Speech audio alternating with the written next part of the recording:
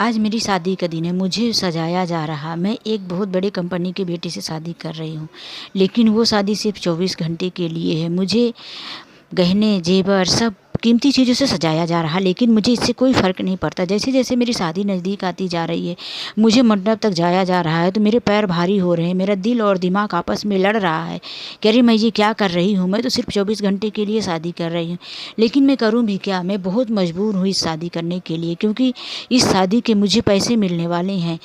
एक दिन मेरे बॉस ने कंपनी में सबको बुलाकर कहा कि जो भी मेरे बेटे से शादी करेगा तो मैं उसे मुँह मांगी रकम दूंगा। सबने तो मुंह लटका लिया नीचे। मैंने भी उस टाइम पर ऐसा ही मुंह लटकाया था। मुझे भी कोई खुशी नहीं हुई थी सुनकर कि बस ये कैसी बातें करे, क्योंकि इनका बेटा तो बिल्कुल साइको है, पागल है।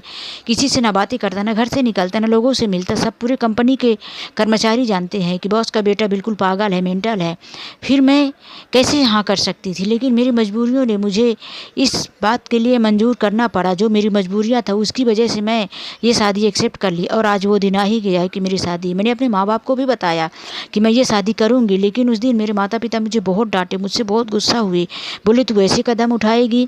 मैंने कहा हाँ। मेरा दिल और दिमाग लड़ रहा था, लेकिन मैंने अपने दिमाग का सुना, दिल को मैंने छोड़ दिया, क्योंकि मुझे पापा की दवाइयाँ कराना था। मेरे पापा को एक बहुत ही खतरनाक बीमारी, जिसको ऑपरेशन के लिए मुझे ढेर सारे पैसे चाहिए। अब मैं कहाँ से वो पैसे लेके आऊँ। तभी मैंने मंजूर कर लिया। मैंने अपने दिल को समझा दिया कि मैं ये शादी करूँगी और अपने पापा का ऑपरेशन करूँगी। इस तरह से मैं अपने परिवार को घुट घुट कर मरता हुआ नहीं देख सकती, क्योंकि मेरा एक छोटा भाई है और मेरी माँ है। मेरी माँ तो बाहर काम पे भी नहीं जा सकती थी। मैं कितना घर को संभालती, कैसे कैसे घर चला पाऊँगी मैं। इसीलिए मैंने इस शादी को मंजूर किया, और आज मेरी शादी का दिन है। हालांकि मेरी शादी हो चुकी है। अब मैं अपने सुहाग रात की सेज पर बैठी हुई हूँ। मैं इंतज़ार कर रही थी कि वो कैसा है लड़का आएगा, क्योंकि मैंने उसके बारे में पहले ही सुना था कि वो पागल है। मैं बहुत घबराई थी, डरी थी, क्योंकि मुझे लग रहा था कि कहीं वो मेरे साथ पागलपंती वाला कोई व्यवहार ना करे। इस बात से मुझे और बहुत घबराहट हो रही थी। मैंने पैसे के लिए अपने आप को समर्पण तो कर दिया, लेकिन मैं क्या करती। मुझे बहुत डर लग रहा था। थोड़ी ही देर के बाद दरवाज़ा खुला और वो लड़का मेरे सामने आया।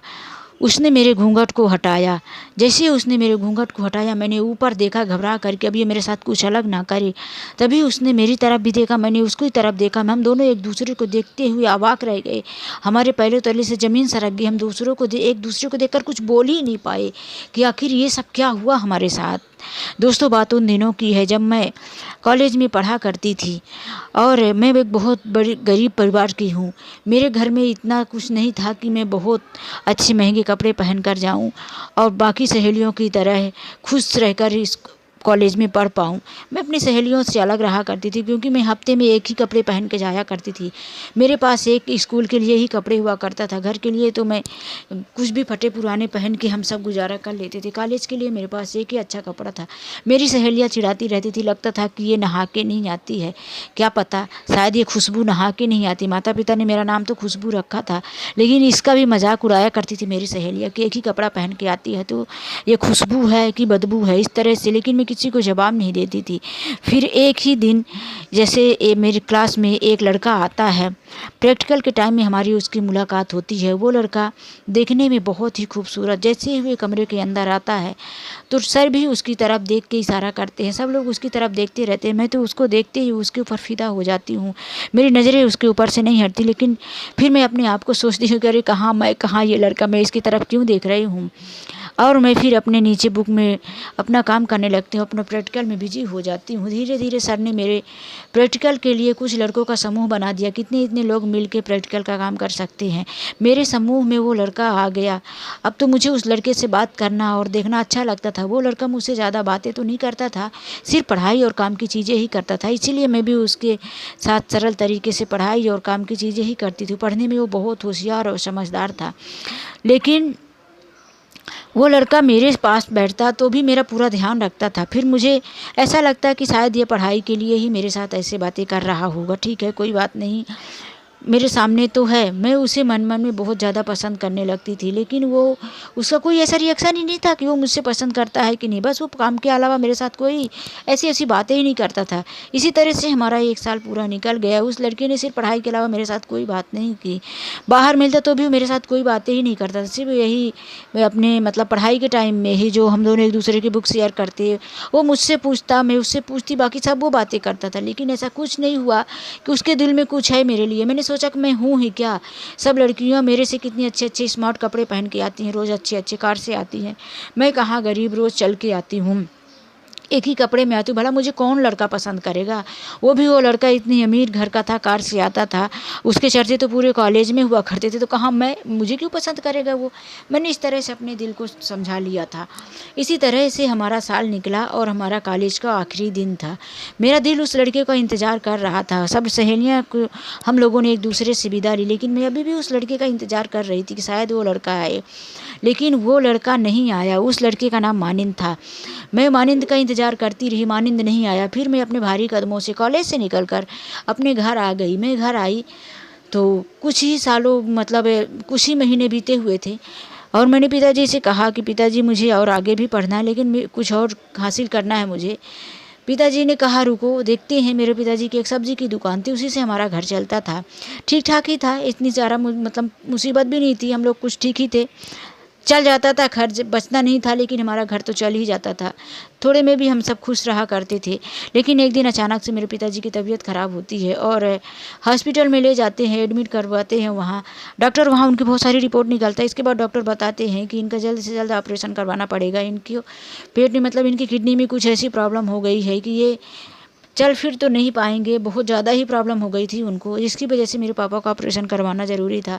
बहुत सारे पैसों की भी ज़रूरत थी। हम लोगों ने पापा का इलाज सरकारी हॉस्पिटल में करवाना स्टार्ट कर दिया, क्योंकि हमारे पास इतने पैसे भी नहीं थे। पापा की दुकान बंद हो गई थी। कुछ दिनों तक ऐसा चलता रहा। फिर हम लोग भाड़े से रहते थे, जिस घर पे हम लोग किराए से रहते थे उसका कई महीनों से किराया बढ़ गया था।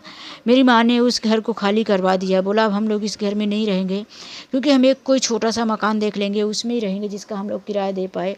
उस जो किराया उस मकान था, उसके आधे किराए में हम लोगों ने दूसरा मकान ले लिया और उसमें हम लोग दूसरी जगह रहने चले गए। मेरे पापा ये सारी हालात देखकर एक दिन काम पर गए। फिर वहाँ पर मेरे पापा की अचानक से बहुत ज़्यादा तबीयत ख़राब हो गई।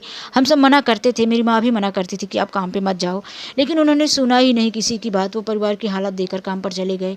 तभी उनकी वहाँ पर तबीयत ख़राब हो गई। फिर उस दिन से तो वो भी कहने लगे कि अब मैं नहीं जाऊँगा काम पर, क्योंकि एक दिन गया, जितना कमाया नहीं उससे ज़्यादा हमारा खर्च हो जाता है हमारी दवाइयों पर, तो मैं घर पर ही रहूँगा। जब मैं ठीक हो जाऊँगा तभी मैं काम पर जाऊँगा। मेरे पापा की कुछ बची हुई जो सब्जियाँ थी हम लोगों ने उसी घर के सामने ही निकाल कर लगा लिया, लेकिन उससे भी हमारा कितना खर्च चलता, थोड़ा बहुत घर के खर्चे निकल जाया करते थे। और इस तरह से जो घर में बचा हुआ था जमा पूंजी वो भी खर्च हो गई। घर में जो राशन वासन था वो भी सब खत्म हो गया। मेरा भाई छोटा था, अभी 10वीं क्लास में ही आया था। मेरी माँ भी बाहर जाके काम कर नहीं सकती थी। इसी तरह से मैंने सोचा कि माँ मुझे अब बाहर जाने की इजाज़त दो। मैंने वैसे भी कॉलेज तो कर ही लिया है, अब मैं इतना तो कर सकती हूँ, जॉब करूँगी तो थोड़ा तो मेरे घर का खर्च चल सकता है। पहले तो मेरी बात ने मना किया, माँ बिल्कुल मंजूर ही नहीं कर रही थी कि बेटी तू कहाँ जाएगी, शहर में बेटियों का निकलना ठीक नहीं है, हम लोग इस नए जगह पर आए हैं। फिर मैंने पापा से भी कहा, पापा भी इसी तरह से माँ की बातों पर ही सहमति देते रहे। फिर मैंने बहुत जिद किया कि माँ मैं आखिर कब तक हम लोग इस घर में बैठे भूखे रहेंगे, जाने दो माँ, मैं कुछ काम कर, मुझे पर भरोसा करो माँ, काम करने तो जा रही हूँ, आखिर पढ़ाई लिखाई का भी मतलब ही क्या। तो फिर इसी तरह से मेरी माँ ने मंजूर किया और मैं तो कई अखबार लेके आई और उसमें से बहुत सारी नौकरी ढूंढने लगी कि मुझे ये जॉब मिल जाए। कई तरह से जब मैं कोई इंटरव्यू देखती, पेपर में पढ़ती, तो मैं वहाँ पर इंटरव्यू देने जाती, तो मुझे वहाँ लगता कि वहाँ तो पहले से ही कोई बैठा हुआ है, मेरी वहाँ भी जॉब नहीं लगती। फिर एक महीने भर के पूरे इस तरह से इंटरव्यू देने के बाद मुझे एक जगह नौकरी तो मिल गई। सैलरी कुछ ठीक ठाक ही थी, ज़्यादा तो नहीं थी, लेकिन चलो स्टार्टिंग में मैंने सोचा कि मुझे को थोड़ा काम का आइडिया तो होगा, प्रैक्टिस तो होगा, तो मैंने वहाँ पर जॉब कर लिया। मैंने वहाँ पर कुल 1 ही महीने जॉब किया था। महीना ख़त्म ही होने आया था, तभी एक दिन बॉस ने मुझे कहा कि खुशबू तू जितना काम करती है, जितनी मेहनत करती है, तो क्या तुमको इस काम का तुमको उतना पैसा मिल पाता है? तुम इस सैलरी से खुश हो? मेरी समझ में नहीं आ रहा था कि मैं बॉस को हाँ बोलूँ या ना बोलूँ। फिर बॉस ने वापस से मुझसे कहा कि बोलो, सच बताओ, क्या तुम इतनी सैलरी में खुश हो? तुम्हें नहीं लगता कि तुम्हारी सैलरी बढ़ानी चाहिए? तो मैंने हाँ में सिर हिला दिया। फिर बॉस ने मुझे कहा कि यदि तुम चाहती हो कि तुम्हारी सैलरी बढ़े, तुम ज़्यादा कमाओ, तो तुम्हें मुझे कुछ करना पड़ेगा। तब मैंने नज़रें उठा के देखा तो साहब एक मतलब वो जो बॉस था एक खतरनाक सी इस्माइल की तरफ मुझे देख रहा था। उसकी हंसी मुझे बहुत अजीब लग रही थी, बहुत ही गलत तरीके से हंस रहा था और मुझे घूर भी रहा था। मैंने कहा कि आप क्या बोल रहे हैं सर? तब उसने कहा कि तुम समझ नहीं पाई क्या? तुमको मुझे खुश करना पड़ेगा। तुम मुझे खुश कर दोगी तो ये समझो कि तुम्हारी सैलरी भी बढ़ गई और इस ऑफिस में तुम सबसे मेन भी मानी जाओगी। तुम खूबसूरत और जवान लड़की हो, तुम बहुत पैसे कमा सकती हो। मैंने कहा कि आपकी वजह से ना इस तरह से ही लड़कियां, गरीबों की लड़कियां काम के लिए बाहर नहीं निकलती और घर पर भूखे मरती रहती हैं। आप जैसे दरिंदे इंसानों के चंगुल में मैं फंसने वाली नहीं हूँ। मुझे नहीं चाहिए आपकी नौकरी। मैं वहीं से ऑफिस से बाहर निकल गई और कई घंटों तक उसी रोड में चलती रही। शाम होने आई तब मुझे लगा आखिरकार मुझे घर तो जाना ही पड़ेगा। मैं बहुत परेशान थी कि मैं घर जाकर माँ को क्या बताऊंगी। फिर जैसे ही मैं घर गई तो माँ ने कहा कि क्या हुआ, आज इतना जल्दी क्यों चली आई? आज ऑफिस में जल्दी छुट्टी हो गई। तब माँ इतना कहने की कि मैं माँ के गले पे फूट फूट कर रोने लगी। माँ ने कहा क्या हुआ तेरे साथ? में इसी दिन के लिए मना कर रही थी, तू घर से बाहर मत जा। मैंने माँ को सब कुछ बताया तो माँ बोली, बेटा मुझे तेरे ऊपर गर्व है जो तूने इस तरह से उस दरिंदे की बात नहीं मानी। तू हौसला रख, अब तू घर से बाहर निकली ही है तो तुझे पता नहीं इस तरह से कितने दरिंदों से मुकाबला करना पड़ेगा। बस तू अपनी ईमानदारी और सच्चाई पे रह के काम करेगी तो एक दिन तेरा भगवान भी साथ देंगे। इसी तरह से मैं और भी इंटरव्यू देने लगी। फिर एक दिन मुझे एक जॉब मिली और मैं उस जॉब में गई। वहाँ पे मैंने इंटरव्यू दिया। वो पहले से अच्छा था, पहले से ज़्यादा मुझे सैलरी भी मिल रही थी। अब तो मुझे थोड़ा बाहर निकलने का एक्सपीरियंस भी हो गया था क्योंकि मैंने वहाँ भी 1 महीने काम किया था। तो अब मैं यहाँ पर खुश थी। यहाँ पर बिल्कुल कोई मुसीबत प्रॉब्लम नहीं थी। यहाँ के सारे कर्मचारी अपने अपने काम से मतलब रखते थे। यहाँ के बॉस भी बिल्कुल बहुत अच्छे और शांत रहा करते थे। लेकिन हद तो तब हो गई, एक दिन बॉस ने सारे कर्मचारियों को बुलाकर कहा और मैंने अपनी मजबूरियों को ध्यान में रखते हुए इस शादी को मंजूर कर लिया और हम आज सुहाग रात की सेज पर बैठे हुए थे। मैंने ये सारी बातें मानिंद को बताया। मानिंद मुझे देखकर मेरे दोनों हाथ पकड़कर कहने लगा कि तुम मुझे मिल गई, अब मुझे कुछ नहीं चाहिए। लेकिन मैंने मानिंद से कहा कि मानिंद, तुम्हारे बारे में तो जो इस तरह से खबर फैली हुई है कि तुम पागल हो, साइको हो, तुम बिल्कुल किसी से बातें ही नहीं करते, घर से नहीं निकलते, इस तरह से जो ऑफिस में सारी बातें हो रही है पूरे कंपनी में, तुम मुझे सच बताओ बात क्या है। मानिंद ने मुझे सच बताना स्टार्ट कर दिया कि खुशबू, जिस दिन हमारा कॉलेज का अंतिम दिन था, तुमको याद होगा मैं उस दिन कॉलेज नहीं गया था। तब मैंने कहा कि मैं वो दिन कैसे भूल सकती थी कि तुम कॉलेज नहीं आए थे। मैंने तुम्हारा बहुत इंतजार किया था क्योंकि मैं तुम्हें बाय बोलना चाहती थी, लेकिन तुम कॉलेज क्यों नहीं आए थे? तब उसने कहा कि मैं तुम्हें दिल ही दिल बहुत पसंद करता था क्योंकि तुम ही वो एक ऐसी लड़की सीधी सादी थी जिस जैसे मुझे चाहिए थी, तुम मेरे मन की थी। मुझे लड़कियां तो बहुत पसंद आई लेकिन तुम्हारे जैसी आज तक कोई लड़की नहीं मिली। क्योंकि मैंने कॉलेज में देखा कि बहुत सारी लड़कियां थी जो रोज़ नए नए कपड़े पहन कर आया करती थी, नए नए ड्रेस में आया करती थी, दुनिया भर का मेकअप लगा के आया करती, लेकिन तुम एक ही कपड़े में आया करती थी। तुम्हारे चेहरे पर कोई मेकअप नहीं था, बस तुम्हारे चेहरे पे पढ़ना है, लिखना है, अपने जिम्मेदारियों का फ़र्ज था, उसके अलावा तुम्हारे चेहरे पर कुछ दिखाई नहीं देता था। तो मुझे लगा इससे बेटर मेरे लिए इस दुनिया में कोई ही नहीं सकती। मुझे ऐसे जीवन साथी की ज़रूरत थी। मैंने अपने पापा को सारी बात बताई लेकिन मेरे पापा ने कहा कि मुझे किसी बिजनेसमैन से ही शादी करनी है। मैं तुम्हारी शादी अपने किसी बराबर के लड़की के घर में ही करूँगी जिसके माता पिता मेरे बराबर के बिजनेसमैन होंगे। मैंने कहा फिर मैं कोई शादी ही नहीं करूँगा। मेरे पापा ने मेरे मना करने के बाद भी मेरी शादी तय कर दी अपने ही एक बिजनेसमैन दोस्त के यहाँ। उन्होंने उस लड़की के साथ मेरी सगाई भी कर दी थी और मुझे उस लड़की के साथ आने जाने को कहने भी लगे। मैं उस लड़की को देखता तो उसके नखरे बहुत अलग थे। वो लड़की मेरे लायक बिल्कुल नहीं थी। मैं उसे पसंद नहीं करता था।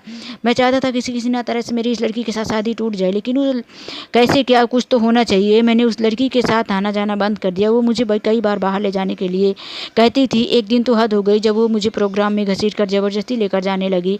उसने कहा कि वहाँ हम थोड़ा ड्रिंक भी पिएंगे तो तुम नाराज़ मत होना। मैंने कहा कि तुम कुछ भी करो मैं नाराज़ नहीं होंगी, लेकिन मैं इस शादी में आऊँगा ही नहीं। मैं तुम्हारे साथ किसी भी प्रोग्राम में नहीं आ सकता।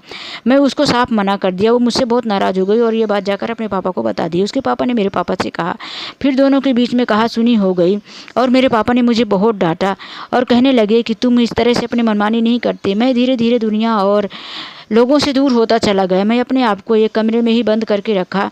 इसी तरह से मेरे पापा ने फिर से एक लड़की को मेरे लिए पसंद किया। वो सोच रहे थे कि शायद मेरी शादी कर देंगे तो मैं दुनिया में खुश रहूँगा, लेकिन मैंने मना कर दिया कि मैं नहीं करूँगा। फिर भी मेरे पापा ने एक लड़की को ढूंढा। मैं उस लड़की से मिलने गया, देखने गया, फिर भी मुझे वो लड़की पसंद नहीं आई। मैंने कहा कि मैं पापा शादी नहीं करूँगा। इसी तरह से कई दिनों तक उसके घर वाले आते रहे, लेकिन मुझे इस हालत में देख कर उन लोगों ने कहा कि लड़के का दिमागी हालत ठीक नहीं है, और सामने से उन लोगों ने खुद ही मेरी शादी को मना कर दिया। अब तो धीरे धीरे मेरी जो हालत थी वो पूरे शहर में फैल चुकी थी कि मैं पागल हूँ। इसीलिए तुम्हारे ऑफिस के लोग भी कहते थे कि बॉस का लड़का पागल है। अब मैं शादी नहीं करना चाहता था। फिर एक दिन मेरे पापा कहने लगे कि तुम जिस लड़की को पसंद करते हो जाओ उसी लड़की को ढूंढ कर लाओ, मैं तुम्हारी शादी कर दूंगा। मैंने बहुत ढूंढा, पापा ने मुझे 1 महीने का टाइम दिया था। मैंने बहुत ढूंढा। मैं कॉलेज में गया, वहाँ से तुम्हारा एड्रेस निकाला और उस एड्रेस पर मैं गया जहाँ तुम आती थी। फिर मुझे वहाँ से पता चला कि तुम लोगों ने उस घर को खाली कर दिया, कहीं और चले गए, लेकिन आसपास के लोगों को ये पता नहीं था कि तुम लोग कहाँ चले गए। मैंने बहुत ढूंढा, मेरा महीना ख़त्म हो गया, लेकिन तुम मुझे नहीं मिली। इस तरह से पापा फिर मुझे कहने लगे कि अब क्या कर सकता हूँ बता, मैंने तुझे टाइम भी दिया लेकिन तू उस लड़की को ढूंढ कर नहीं लाया, तो तू अब जिस लड़की को मैं कहूँगा उसी लड़की से तू शादी कर ले। इस तरह से पापा मुझे बोले। मैंने कहा हाँ ठीक है, मुझे शादी से तो कोई लेना देना नहीं था, पापा चाहे मेरी जिस लड़की से शादी कर देते। मैंने मंजूर कर लिया, और आज देखो पापा मुझे तुम्हारे लिए, मतलब मेरे लिए तुम्हें ढूंढ कर लाए, और आज तुम मेरे सामने हो। मैं नहीं जानता कि ये सब मेरे साथ कैसे हुआ। शायद मेरे नसीब में तुमको मिलना ही लिखा था, इसीलिए तुम मुझे मिल गई, क्योंकि मैंने बहुत भटका, बहुत ढूंढा, लेकिन तुम मुझे नहीं मिली। और आज तुम मुझे मिली तो कहाँ मिली, मेरे सुहाग रात की सेज पर। मैं तुम्हें पाकर बहुत खुश हूँ, बहुत खुश हूँ खुशबू। मैं तुम्हारे लिए तो इस तरह से पागल हुआ करता था।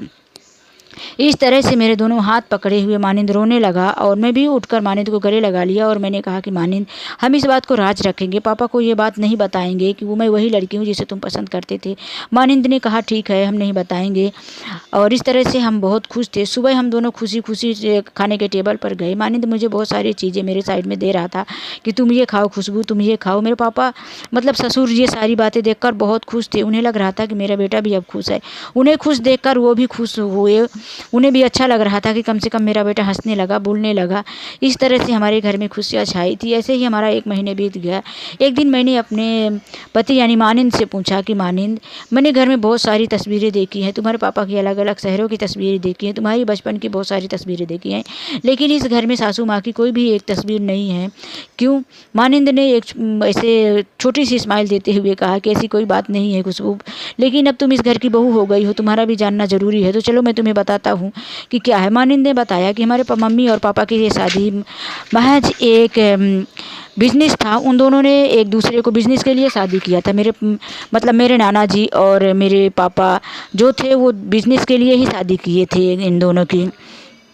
मेरे पापा ने अपना 50% का जो शेयर था वो मेरी मम्मी के नाम कर दिया था। मेरी मम्मी घर और के कामों में बिल्कुल मन नहीं लगाया करती थी। वो मेरे पापा से शायद प्यार ही नहीं करती थी, और वो हमेशा क्लब डांस, इधर उधर घूमने, पार्टी, किटी पार्टी, कई तरह के जो भी हाई सोसाइटी के लोग करते हैं वो सब मेरी मम्मी किया करती थी, लेकिन मेरे पापा को वो पसंद नहीं था। मेरी मम्मी कभी हाउसवाइफ बनी ही नहीं। मेरी मम्मी ने कभी ये ध्यान नहीं दिया कि घर में क्या हो रहा क्या नहीं। इसी दौरान पता नहीं गलती से मैं पैदा हो गया। फिर भी माँ मुझे जन्म देना नहीं चाहती थी।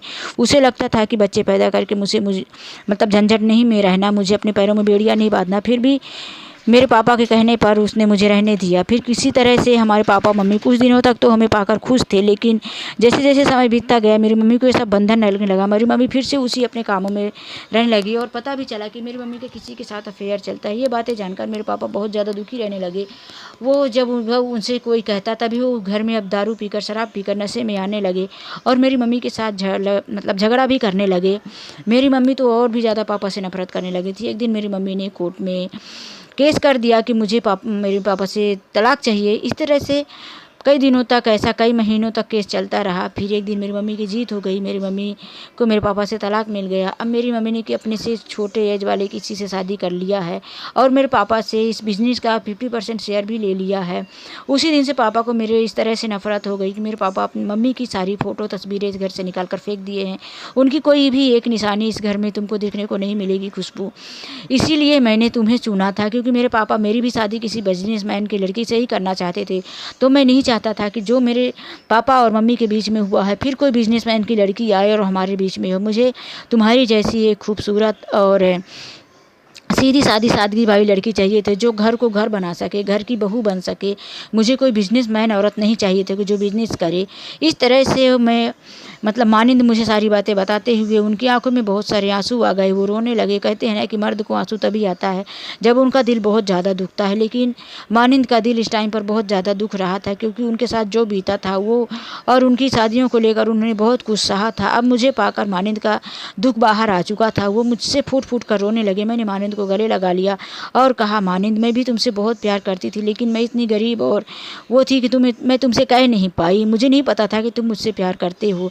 अगर तुमने मुझसे पहले एक शब्द भी कहा होता तो इस तरह से हम अलग नहीं होते। तभी मानिंद ने कहा कि मैं अपने पापा के हाँ का इंतज़ार कर रहा था। इधर मेरे पापा जब तक हाँ बोलते, जब तक तुम गायब हो चुकी थी। तब मैंने कहा कि मैं तो बहुत गरीब थी, सामने से मैं तुमसे कैसे इजहार कर सकती थी। लेकिन अब कोई बात नहीं, भगवान ने हमें मिला ही दिया है, तो हम दोनों कभी अलग नहीं होंगे। हम दोनों एक साथ हमेशा खुश रहेंगे, चाहे जिस भी हालात में रहेंगे। मानिंद मुझे गले लगा लिया। हम दोनों एक दूसरे के साथ बहुत रोए और फिर हम दोनों अपना जीवन खुशी खुशी जीने का निर्णय कर लिया। दोस्तों, ये कहानी यहीं से ख़त्म होती है। अब बताओ, हमने जो पापा से राज छुपा के रखा है, तो क्या वो हम अपने पापा को बता सकते हैं, यानी कि ससुर जी को बता सकते हैं कि मैं वही लड़की हूँ जिससे मानिंद प्यार करते हैं? मैंने अभी तक ये राज बताया नहीं, मानिंद को भी मना करके रखा है। तो क्या हमें बता देना चाहिए कि नहीं, ये आप लोग कमेंट बॉक्स में हमें ज़रूर बताएं। तो यहाँ से ये वीडियो ख़त्म होती है। यदि हमारी स्टोरी आप लोगों को अच्छी लगी हो तो प्लीज़ लाइक करें। चैनल में नए हैं तो चैनल को सब्सक्राइब करें। फिर इसी तरह से एक नई वीडियो में मिलते हैं। आज के लिए बस इतना ही। Radhe Radhe. Thank you for watching video को अंत तक देखने के लिए आप लोगों का बहुत बहुत शुक्रिया। राधे राधे।